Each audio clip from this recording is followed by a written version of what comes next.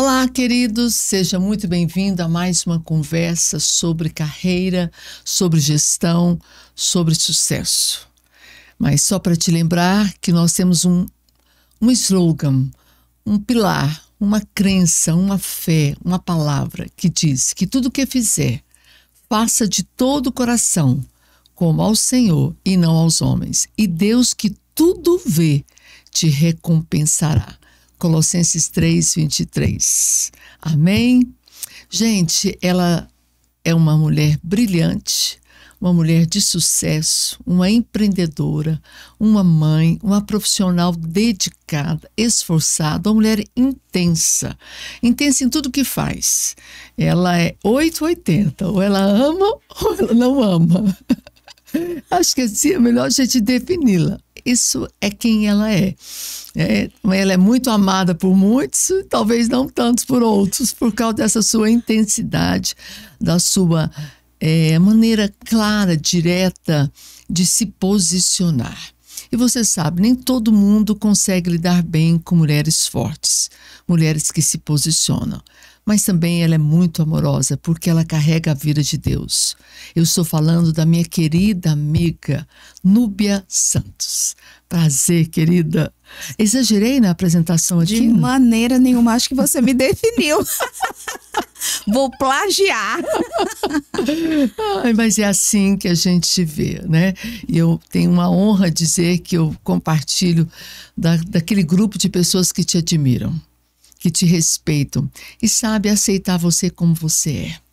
Núbia Santos, obrigada, querida, por estar aqui novamente no Carreira do Sucesso para a gente conversar sobre gestão, sobre finanças, sobre liderança, sobre pessoas, sobre amor, sobre carreira.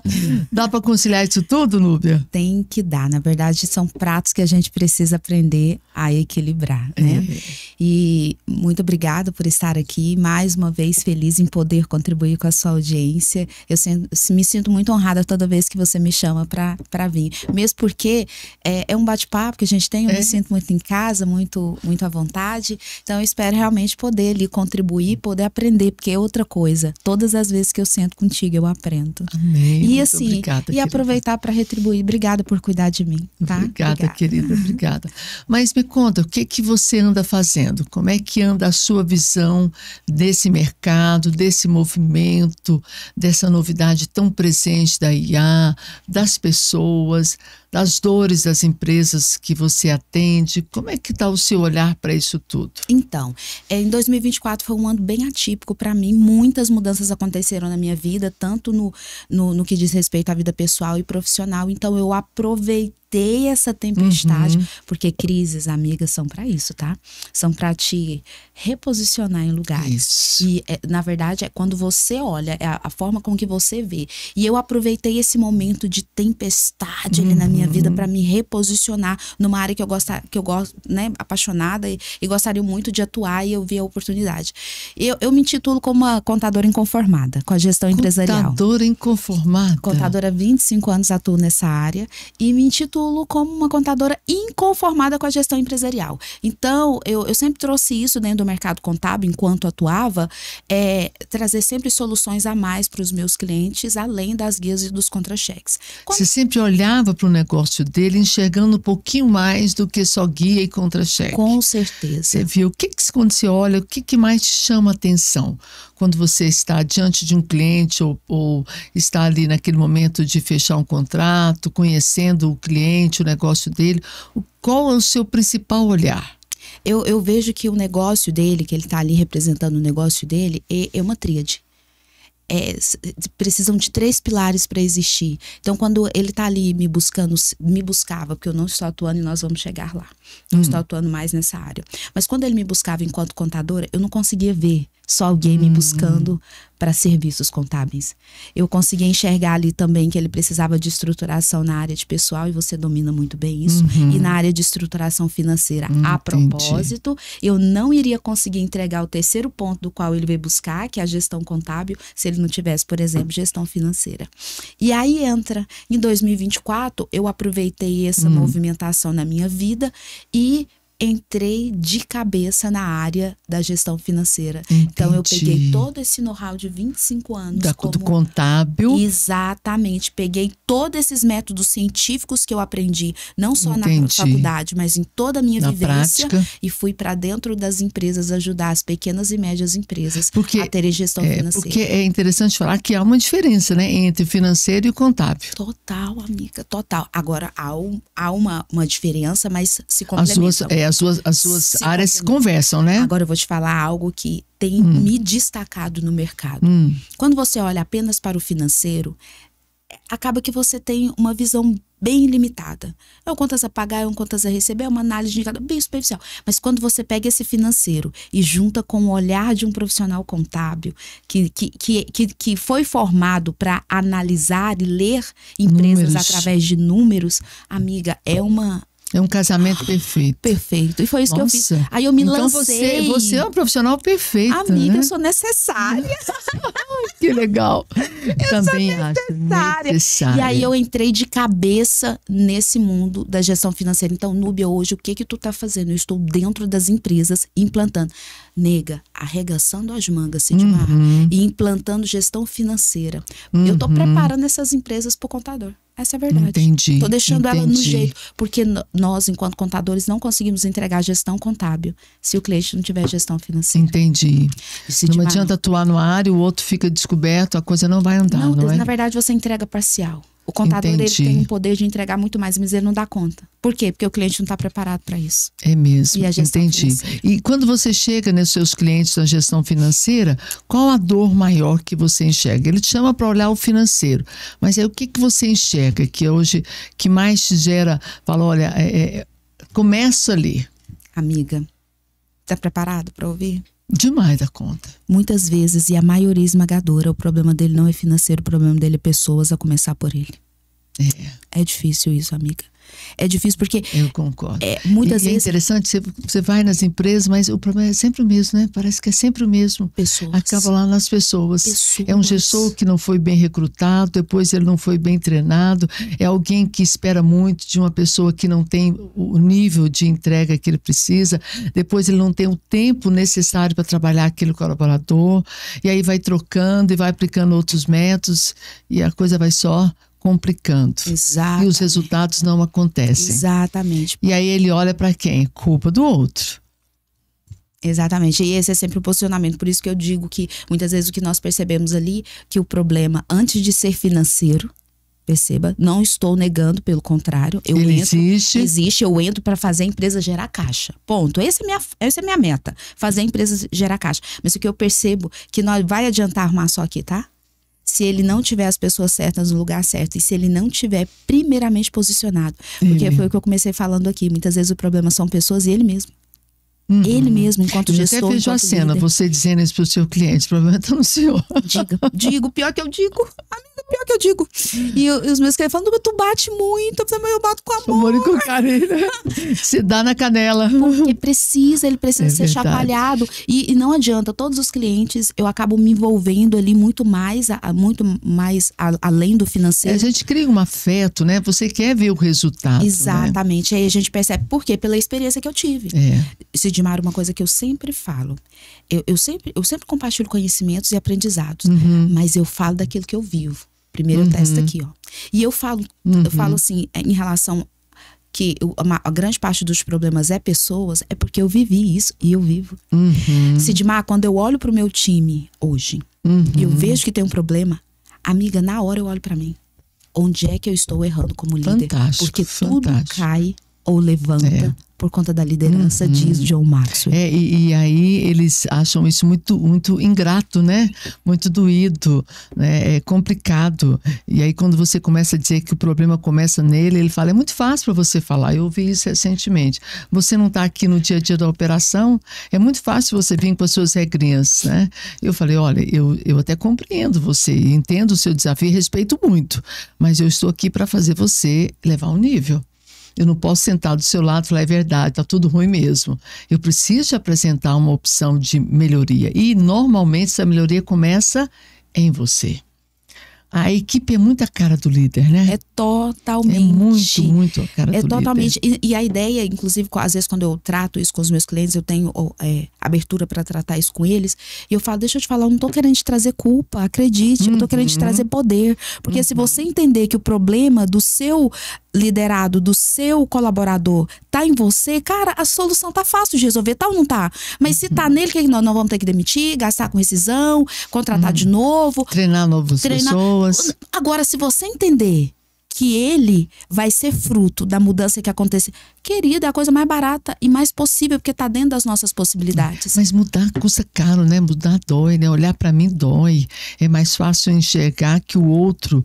Aí como é que você faz quando ele diz, olha, mas eu já fiz de tudo? Não fez. É a primeira coisa. A primeira coisa que ele fala, eu fiz de tudo. Essa é a narrativa, ela não fez. Ainda tem mais coisas para fazer. E aí eu vou trazendo, principalmente baseado nas minhas experiências, os comportamentos. Eu vou trazendo o que, em relação a isso, nós já treinamos. E aí eu bato muito, por quê? O que eu falo para eles? Você só vai entender do seu negócio se você entender de pessoas. Você só entende de negócio se você entende de pessoas. Beleza. Partindo desse pressuposto, qual foi o último livro que você leu a respeito de desenvolvimento humano? Qual foi o último curso que você fez a respeito de como liderar o time? Podcast você já ouviu sobre gestão de pessoas? E aí você percebe que ele não fez nada. E ele tá falando que fez tudo. Não fez, meu querido. Você tá insistindo no lugar errado. Você não tá persistindo, buscando novas alternativas. Você tá insistindo no lugar errado. Então vamos começar? Eu trabalho sempre, trago pra ele. Quando eu consigo trazer o olhar dele pra ele, sem culpa, mas com autorresponsabilidade, aí nós começa a conversar, amiga.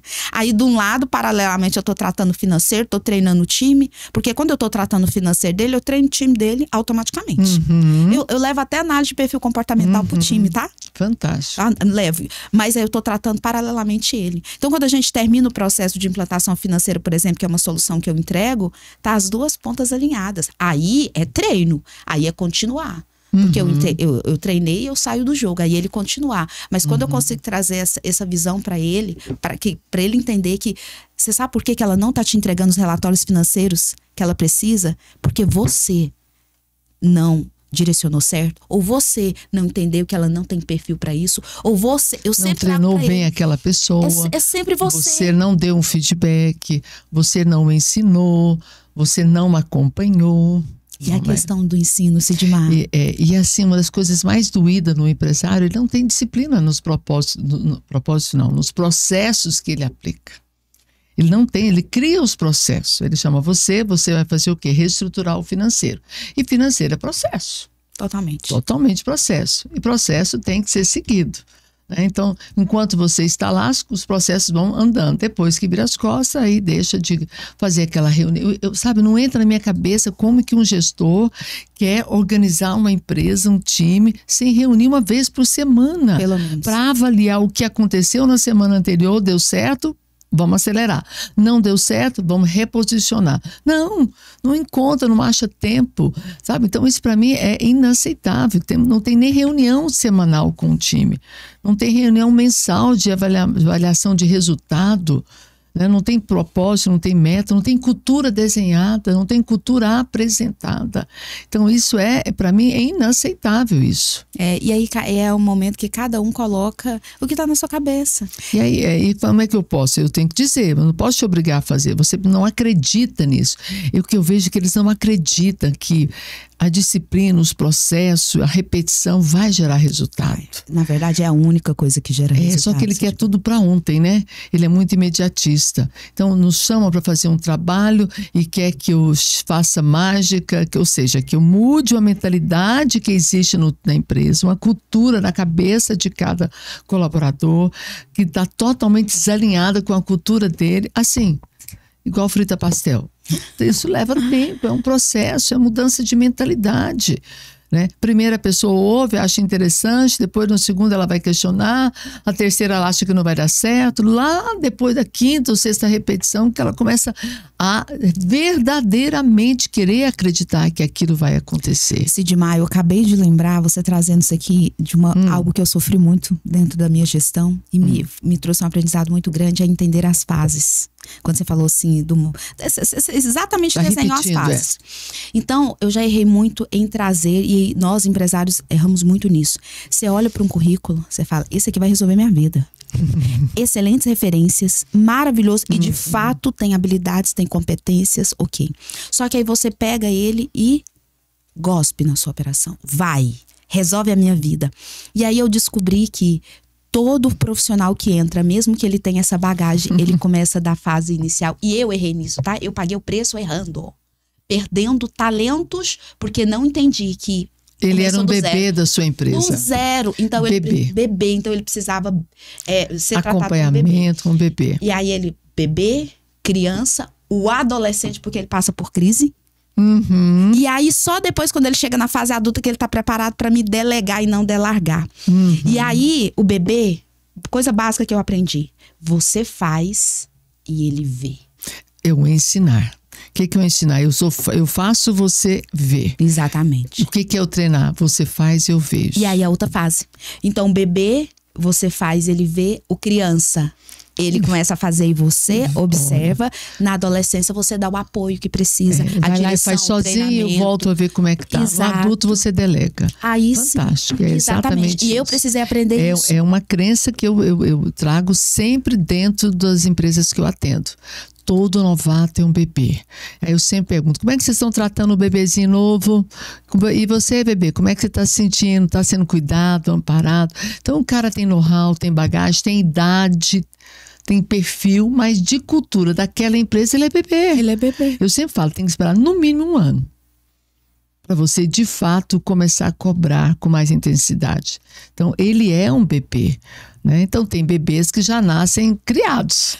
1 ano se eu dei alimentação devida, tem isso? Eu acompanhei tudo. Então tem bebês que já nascem criados, né? Nasce com 4 quilos, 5 quilos, aquele bebê pra frente. Pronto, pra frente. Então é muito fácil, todo mundo quer pegar um bebê criado.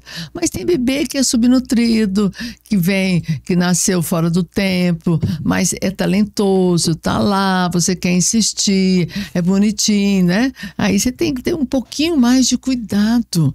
Mas quantos bebês que nasceram aí de 6, 7 meses estão aí super saudáveis, dando lucro absurdamente. Exatamente. Então, eu acho que essa analogia é uma maneira bem simples. E eu precisei aprender isso sofrendo, tá? Perdendo. Eu peguei ali na minha liderança operacional, dentro da pirâmide organizacional, eu consegui implantar isso dentro do meu negócio. E eu peguei os meus melhores líderes da operação e falei, agora vocês vão arrasar no tático.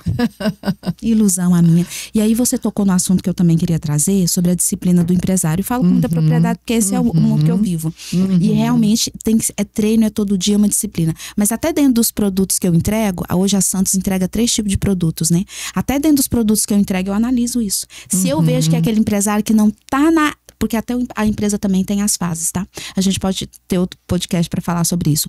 Mas até quando eu percebo a fase, a estação e o momento que o cliente está, eu falo, deixa eu te falar, você não está no momento de ter um financeiro interno. Porque eu entro para dentro da empresa para treinar. Você está no momento de terceirizar. Deixa eu pegar o seu financeiro. Deixa eu estruturar com o meu time, eu fazer. Nós sentamos... Exige disciplina, obviamente, mas é um esforço menor. Nós sentamos mensalmente para analisar os indicadores, mas nesse momento você não tem envergadura, nem a disciplina necessária e suficiente para fazer o que tem que fazer dentro do seu time interno, mesmo que eu treine e deixe a pessoa pronta. Então, até isso eu tenho que perceber para entender. O seu momento não é momento de interno.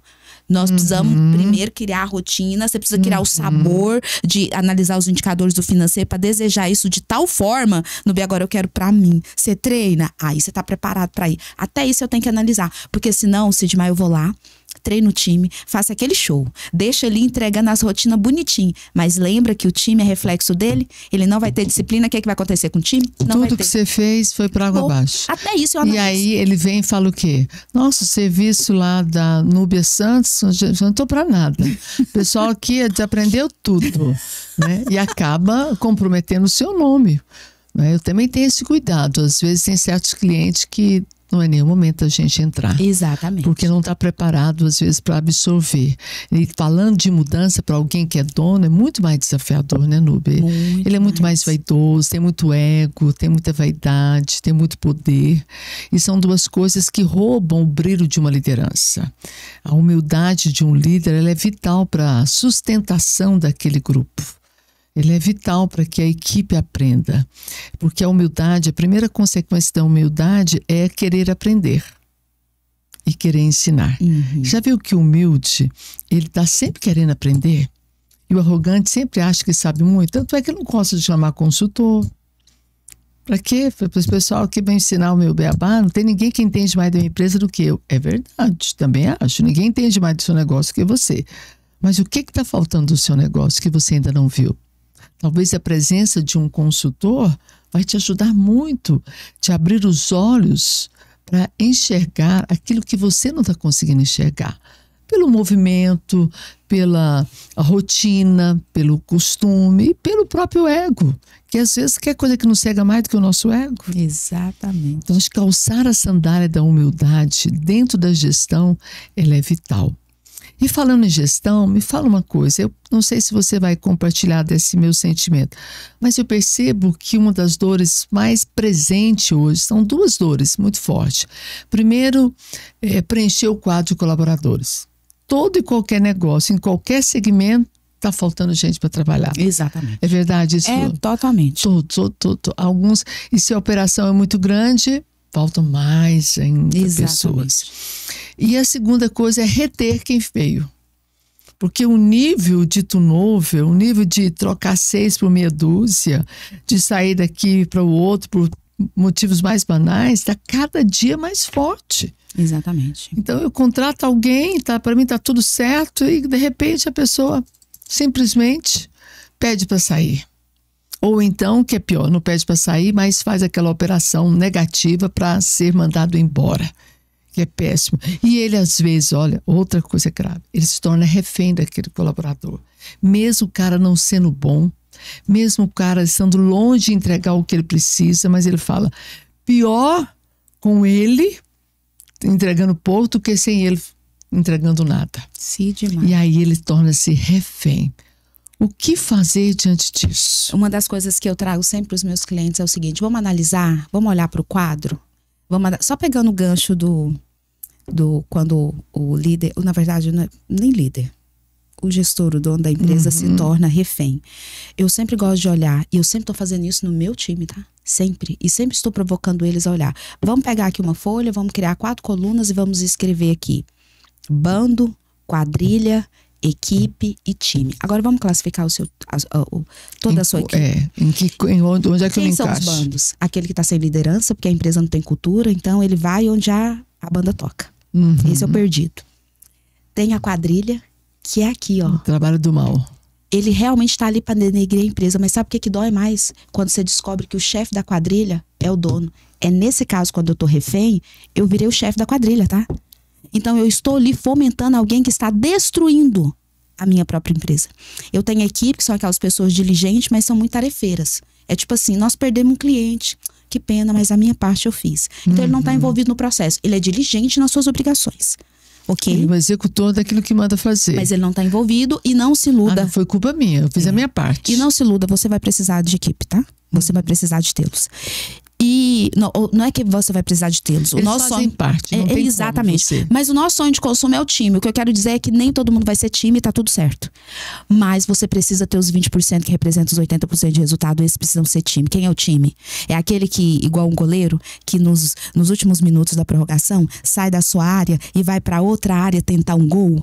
Por quê? Porque ele tá envolvido com resultado. E esse a gente precisa. Então eu sempre olho para isso. E aí eu fixo muito no quadrilha. Cuidado, gestor, você não está sendo um chefe de quadrilha, principalmente quando você está refém. Eu entendo, Sidmar, que tem determinadas operações que a gente demora meses para tirar alguém, mas entenda que quando você identifica que aquela pessoa é uma quadrilha, não se renda, comece a implementar algum processo, algum planejamento de transição para tirar essa pessoa. Mercado, né? Exatamente, para tirar essa pessoa. Mas a maioria não faz isso por medo ou por zona de conforto mesmo. Não, vou deixar aqui porque ele tá me dando resultado e aí ele não tá percebendo que ele tá destruindo a cultura, mas vai pagar um preço muito alto lá na frente, porque a conta chega, isso é fato. E como fazer com que esse é um histórico que existe, né? O alvo é sempre ter cada vez menor pessoas na multidão, naquele lá, na quadrilha, e talvez migrar aquele que está ali fazendo só a operação para aquele que caminha no grupo do time. E como trabalhar esses 2 últimos grupos, que é o nosso foco principal. Os outros 2 fazem parte, são dores que a gente tem que saber enxergar, lidar com ela e cada vez mais esvaziando esses grupos. Exatamente. E como fazer para mim trabalhar os 2 outros grupos? Ou seja, aquela pessoa que só faz o que manda, ou seja, eu fiz a minha parte, não tem culpa se o outro não fez. E aquele outro que trazê-lo para o time, que é aquele cara que é preocupado com o resultado. Sabe, aquela famosa frase que eu gosto muito: a culpa não é minha, mas a responsabilidade é nossa. Esse é do time. Essa é uma frase assim que eu trago ela sempre nas minhas falas. A culpa não é minha, mas a responsabilidade é nossa.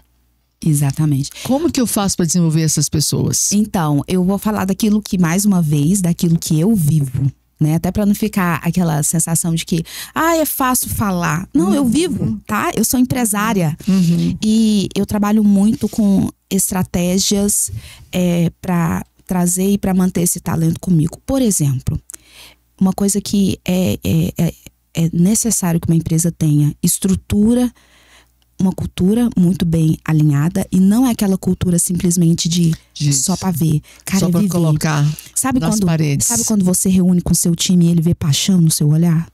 Sabe quando você reúne com o seu time, Sidmar, e ele comprou já o seu sonho, comprou a sua visão?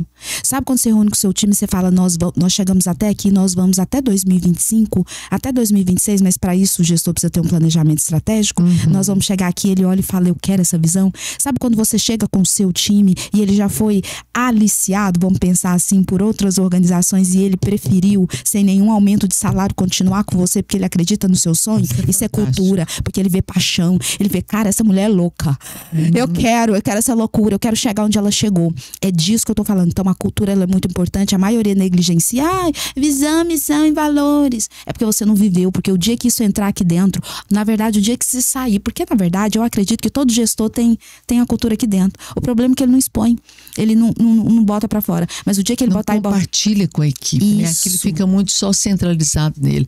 E às vezes a cultura foi até desenhada, escrita, tá lá nos quadros bem bonitinho, vários ambientes da empresa, vários ambientes, tá lá a cultura escrita. Só que o novato chega, nunca ninguém nem leu para ele aquilo. Não, e os líderes não vivem, que é o pior. E assim, nunca explicou para ele o que quer dizer aquilo. Quais são os nossos valores, o que é valor, como é que a gente trabalha. Não existe isso. Recebe a pessoa, dá lá o crachá e o uniforme e te vira. Faz seu nome. Te vira. E aí você quer esperar comprometimento sem ter isso? Não vai ter. E isso, a cultura, é uma das primeiras coisas que mantém esse talento, porque ele já olha e fala: cara, essa empresa tem uma visão. E pessoas não seguem um líder, tá, Sidmar? Pessoas seguem uma visão. A primeira coisa, então, seria isso, porque eu vivo isso. A segunda coisa Sidmar, entender que tem salários emocionais além do salário financeiro. Pagar bem acima da média é muito importante. Hoje eu pago super bem a minha operação. Eu acho isso importante também, pagar bem a pouquinho acima da média. A minha operação ganha o que eu não ganho na minha última linha da DRE, tá? Olha isso. Isso eu tô falando de mim, do meu negócio. Tô falando que isso é regra. Meus clientes, por exemplo, tem situação que eu falo: não, vamos reverter. Mas a minha. Mas é porque eu entendi. Eu tô mexendo com o dinheiro do meu cliente. Eu entendi que a minha operação tem que estar ali muito bem. Só que não é simplesmente o salário financeiro. Eu entendi que tem que ter salários emocionais. Mas voltando ao salário também, eu acho que é importante ter aquele olhar de ter um salário atrativo. Né? E às vezes não é só o salário na carteira, porque é muito caro. Os nossos encargos, você sabe muito melhor do que eu, isso dói muito na hora que você vai pagar. Mas ter maneiras de remunerá-lo no final do mês através de metas, de entrega, de resultado. Então o salário é aquele salário do mercado, porém você tem uma escala onde vai te proporcionar capacidade de você atingir até esse X. Então produtividade. Isso sim que eu acho interessante notar. Produtividade por entrega, por horário, pontualidade, por falta. né? Então, às vezes a pessoa é tão comprometida que mesmo ela não estando tão bem da saúde, ela poderia até pegar um atestado e ela vai, porque ela tem um ganho, ela tem uma produtividade, ela tem uma atrativa a mais para ela não faltar ao trabalho. Exatamente. Então, esses são a famosa composição salarial. E aí vem a segunda parte que você estava falando, por favor. Que são os salários emocionais, porque são além disso, é a compreensão, é um treinamento que você dá, é um one a one. É um reconhecimento. Exatamente. São mimos, gente, mimos. É importante para o colaborador. O aniversário que é comemorado. São as datas sazonais que a minha empresa faz. Então, toda Páscoa a minha empresa tem um momento. É Dia das Mães, é Dia dos Pais, é festa junina. Então, é uma empresa que traz eventos para o time internamente. Exatamente. É o famoso endomarketing, né? Que faz o marketing interno. Agora, mas eu vou chamar a atenção para uma coisa. Na gestão anterior, eu fazia isso demais. Então, todo mês tinha um movimento dentro da minha empresa, apaixonada por isso. E eu levava isso para muitos clientes. Só que eu vou te falar o que eu percebi. Cliente fazendo, presta atenção, fazendo apenas para cumprir um protocolo. É melhor que não faça. Não faça. Tem que ter emoção. Não tinha vida, né? Tem que ter. Ele tem que olhar e falar assim, nossa, ela organizou o meu aniversário, ela organizou um balãozinho, não é sobre valor, é sobre lembrar. Ela organizou um balão, ela organizou um mimo para mim. Ela falou, ela chamou todo mundo e ela fez um reconhecimento. Ela me parabenizou, ela me enxergou, ela deu um abraço, ela falou coisas boas sobre mim. Porque, gente, dia do aniversário é o dia de falar coisas boas sobre nós. Então, sempre quando eu comemoro meu aniversário, tem sempre aquele momento, né? Como foi o seu, né? E foi lindo esse ano. Obrigada. Todo mundo falou um pouquinho do que enxergava e via em você. Para mim, é o ápice da minha festa. Esse, para mim, é o meu melhor presente, quando há esse presente emocional. Exatamente. Né? Então, porque a gratidão, ela é a memória do coração. Uau! Gratidão é a memória do nosso coração. Então, quando eu trabalho a gratidão, aquilo vai lá para o meu coração. Torna-se uma memória. Uau, olha isso. Quem não quer essa memória, né? Olha viva isso, no coração. Olha isso. Então, assim, os salários emocionais, ele é a composição de tudo isso, mas não vai adiantar se for só um cumprimento de protocolo. É melhor que nem faça, nem gasta dinheiro com isso, tá? Tem que ter seu envolvimento. Então, nos treinamentos, eu paguei para uma mulher ir lá, para um treinador ir lá, dar o treinamento. Não! Esteja lá! E, por favor, quando vá, seja presente, não estraga, não. Porque às vezes você estraga. Sabe como? Às vezes alguns gostam de nos fazer abertura, né? Do evento lá, do treinamento que vai começar, ou da palestra. E aí o dono da empresa quer fazer as honras da casa, a abertura. Então fala, olha pessoal, você trouxe essa pessoa aqui que vai falar, essa pessoa é muito gabaritada, competente, tem muita experiência, eu quero que vocês aprendam muito, quero que todo mundo preste atenção, né? Desliga o celular, até aí tá tudo bem. Mas eu quero que vocês saibam que eu estou fazendo um investimento em vocês. E eu vou esperar que vocês aprendam para que possa dar resultado, para que possa atingir suas metas. Não, gente, depois que ele sabe que ele fala esse monte de coisa, ele me chama. Não, aí eu falo, pelo amor de Deus, eu gastar um tempo para... Então, o que acontece? Eu às vezes até prefiro que a pessoa não faça nenhuma apresentação, porque às vezes fica tornando-se um tiro no pé. Então, o que eu acho que é uma apresentação legal? Pessoal, olha, eu convidei uma pessoa aqui para nós aprendermos. Eu acho que vai ser muito bom para nós. Exatamente. Tá? E aí ele é o primeiro da cadeira lá da fila. Simplesmente isso, nós aprendemos. Exato. E não está dando sermão para o pessoal. Né? Exatamente. Outra coisa é o one a one. O one a one é muito importante. Inclusive, já falei com o meu time que semana que vem eu quero one a one com todos. É só eu e você.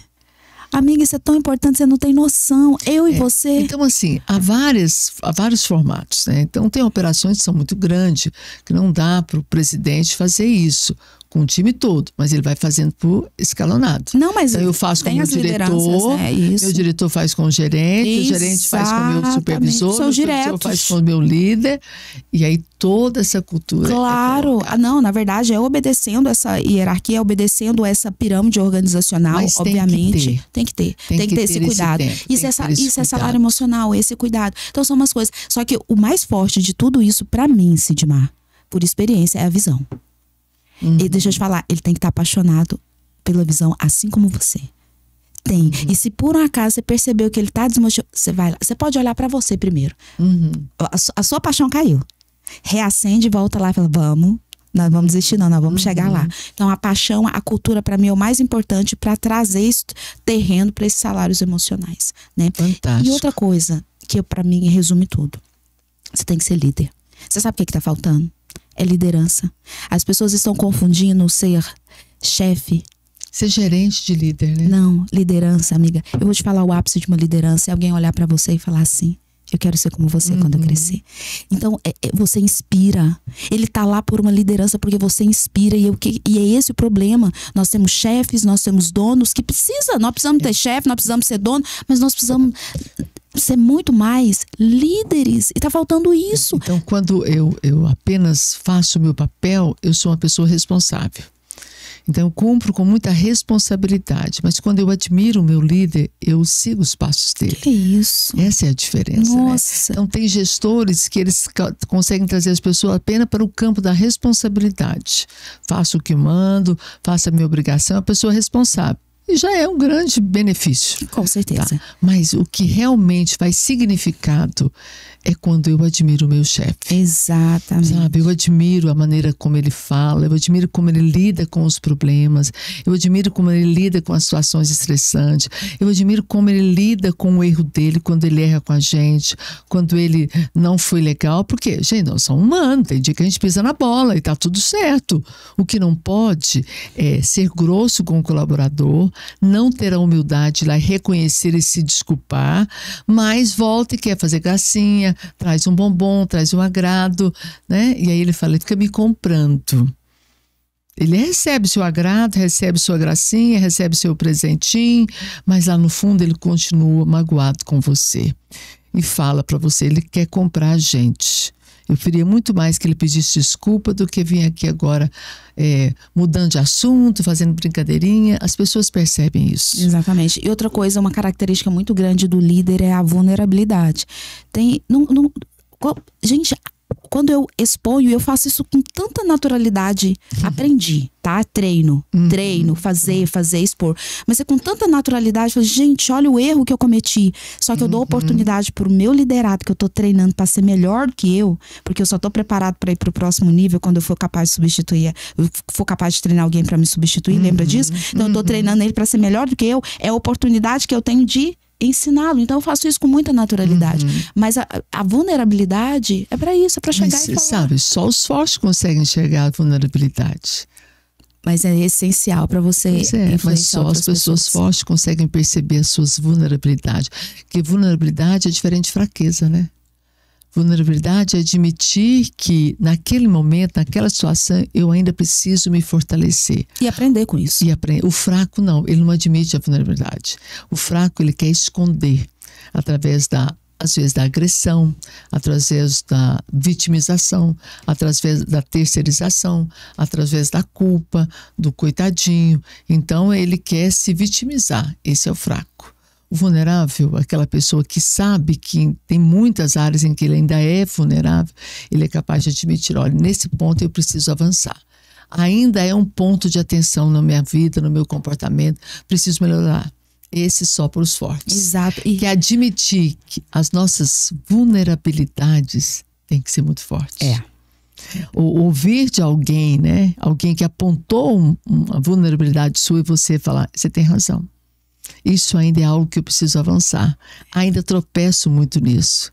Qual a sugestão que você me dá para melhoria? Exatamente. Isso tem que ser muito forte. Requer uma coragem. Quando eu estou na cadeira de dono, que eu tenho o poder do mando, da caneta, eu tenho o famoso cala a boca, que é o dinheiro que eu pago. Eu não quero perder isso. Poucos admitem essa vulnerabilidade. Mas é o que nunca fraqueza, mas vulnerabilidade. Porque, volto a dizer, só gente forte é capaz de admitir que não está 100% pronto. É verdade, mas essa é a diferença, né? É isso que vai fazer o time dele te seguir, querer ser seu seguidor, andar com você. E provavelmente homens e mulheres profissionais que estão nesse nível são muito cobiçados, né? São muito assim desejados pelo mercado. E as propostas sempre vão aparecer, sempre. Ele não precisa nem colocar o currículo dele no LinkedIn. Não, os headhunters da vida adoram pescar em aquário. E é muito bom. E lá são os melhores. Muito bom. Lá são os melhores. Eu acho que tá tudo certo. Eu sou uma headhunter e me sinto para vontade de fazer uma proposta. Não estou ofendendo, qual é o problema? Mas eu não aceito, aí você vê, eu não aceito determinadas propostas pela minha paixão em querer seguir você. Olha isso. Isso não tem preço. Uma coisa que isso é verdade, sabe? Eu recentemente acompanhei de perto uma situação exatamente assim. E a pessoa resolveu ficar em função da pessoa. Olha isso. Do chefe que isso a convidou para ficar. Isso é liderança. Por mais que ele pode nem saber, mas ele exerce uma liderança. E exerce uma influência muito grande. Muito grande. E John Maxwell, ele traz isso, né? Liderança é influência. Nada mais, nada menos. E ele traz outro conceito que eu sou apaixonada. E muitas vezes esses líderes precisam só ter a consciência de que estão numa posição, num nível que precisa mudar. Por exemplo, ele traz ali os 5 níveis da liderança, que para mim é base. Qualquer líder, para mim, deveria começar por isso. Porque é uma autoanálise, tá vendo? Sempre trazendo para si, nunca para os liderados. É uma autoanálise da onde ele está. E o John Maxwell, ele traz isso. Eu sou apaixonada por isso. Eu sempre estou fazendo essa avaliação, porque são posições que a gente pode subir ou descer. Ele traz 5 níveis de liderança, né? A primeira liderança é a posicional. É aquela, você foi contratada. Você foi contratada, posição, é cargo. E qual que é o problema? A maioria parou aí, amiga. Parou no título, parou no nome, não influencia, não gera mudança, não gera transformação da vida do liderado, não gera produtividade, parou aí. Só o gerente. Isso. É um primeiro nível. Todos nós passamos por esse, tá? Todos nós. Eu contratei uma pessoa agora, eu tô na posição. É ainda. Mas qual que é o meu desafio? E pro segundo, que é o permissional. O que que é? Nossa, a Sidmar tem algo para agregar. Eu acho que tudo no inconsciente, tá? Eu vou permitir que ela me lidere. Olha isso, você já subiu um degrauzinho. Eu tenho o terceiro, que ele chama de produtividade. É quando a pessoa... Aí, essa para mim é maravilhoso. É quando a pessoa começa, Sidmar, a produzir porque você está liderando. Ela começa a se transformar porque você está liderando que ela. É a habilidade de levar a pessoa a fazer o que eu quero, do jeito que eu quero, na hora que eu quero, e ser realmente feliz comigo. Exatamente. Que é a liderança. Aí você está ali... Não, peraí, essa pessoa é uma antes de mim e ela é outra depois de mim. Uau, você está no nível 3. Tem o 4. O quarto já é um pouco mais robusto. É jogo de gente grande, tá? É quando você começa a formar líderes. Então, multiplicadores. Muito mais do que treinar, você está formando líderes. Preparando alguém. E aí ele traz o pináculo, porque esse é o lugar de anseio meu. O pináculo é quando você está no ápice da liderança. Quando você forma líderes que estão formando outros líderes. Aí, amiga, é legado. Você já não consegue mensurar mais. Cada um vai gerar segundo a sua espécie.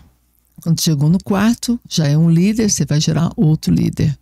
Fantástico. E não é algo que é apenas um roteiro de um livro. Não mesmo. Não é algo que pode ser experimentado, vivido.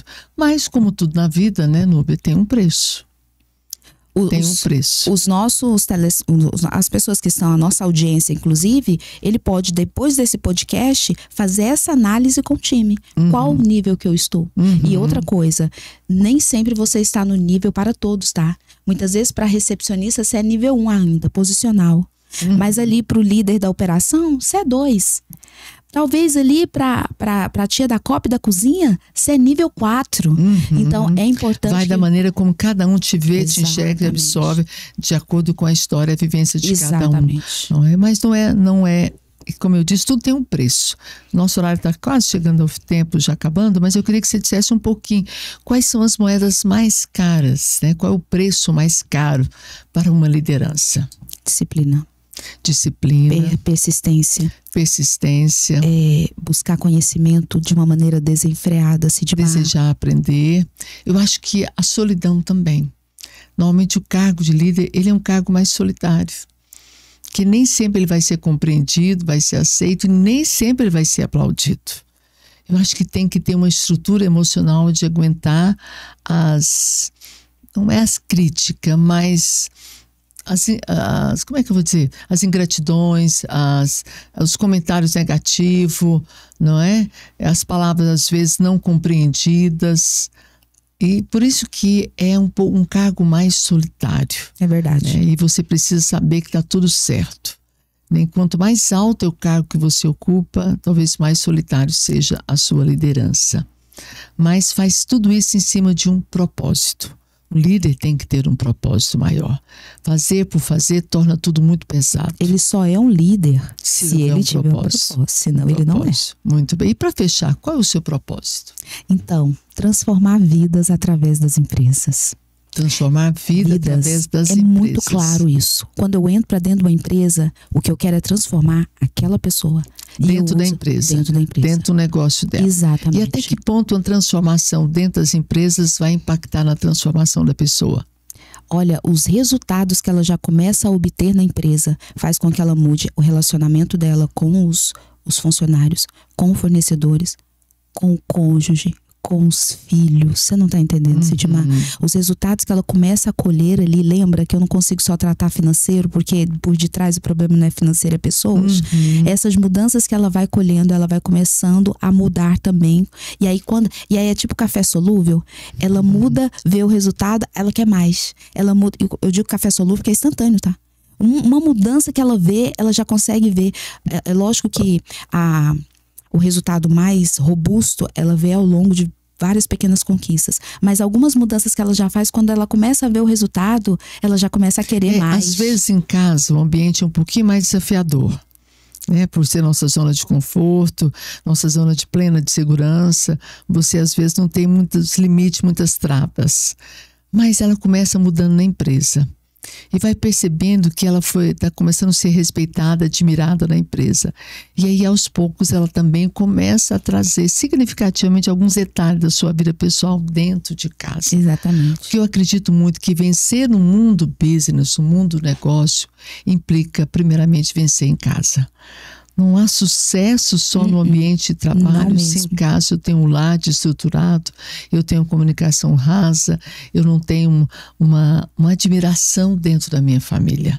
Então, às vezes, as ferramentas foram aprendidas no ambiente de trabalho, que tem dado certo com o time, e aos poucos você vai se desafiando a melhorar dentro de casa, onde todo mundo te conhece e sabe quem você é. Por experiência própria, aí eu falando de mim. Não vi isso em livro nem em lugar. Mas eu só consegui performar no mundo profissional quando eu consegui performar em casa, tá?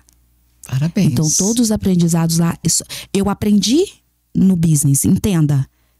Mas eu só consegui trazer performance quando esse conhecimento eu apliquei na minha casa. Na vida pessoal. Ponto. Porque aqui, profissional é consequência do que você vive em casa. Você acabou de falar, lá eu não uso máscara, lá eu sou. Então, quando você consegue lá ser...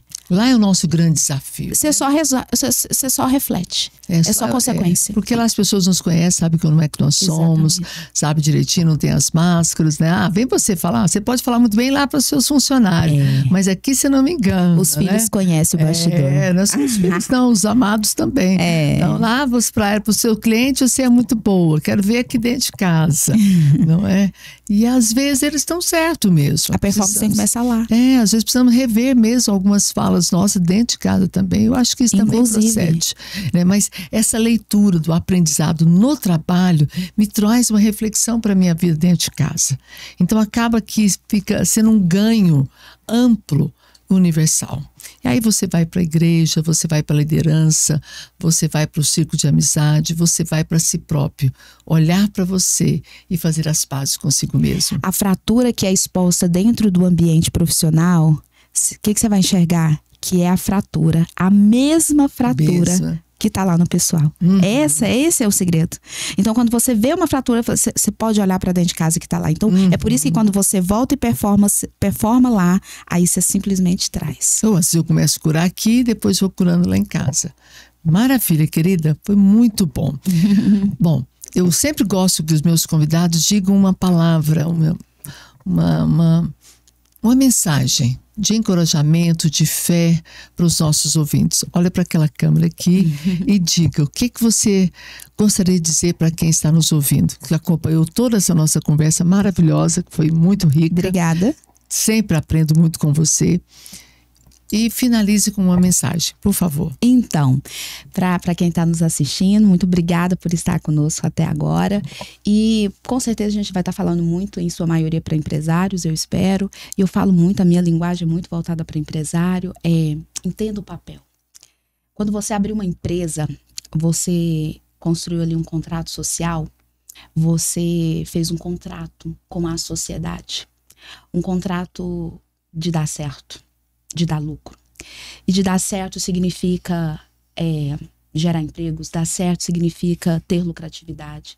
Então, persista, não desista, seja o líder que a sua empresa precisa, seja o líder que os seus colaboradores precisam, porque a nossa sociedade precisa que você dê certo. Eu acredito muito no poder, principalmente dos pequenos e médios.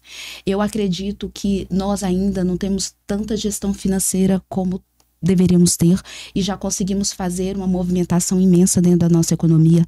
Agora você imagina sendo o líder que você precisa ser, gerindo a sua empresa como você precisa gerir. Você imagina se todos nós fizermos isso. Nós mudamos a economia do nosso país. Acredite, tá? Você tem um papel importante, empresário, tá? Na nossa economia, no nosso país. Muito bom, querida, muito obrigada. Eu sempre falo, eu não tenho como retribuir, mas eu creio que o Deus que eu sirvo retribui abundantemente Amém. A todos os meus convidados, que de uma maneira generosa abram espaço à sua agenda e vem trazer uma palavra de conhecimento, dividir sua experiência, sua história com o nosso público. Que Deus possa te retribuir abundantemente Amém. naquilo que você está buscando. Amém. Muito obrigada. E a você, meu querido, até o nosso próximo Carreira de Sucesso. Um grande beijo.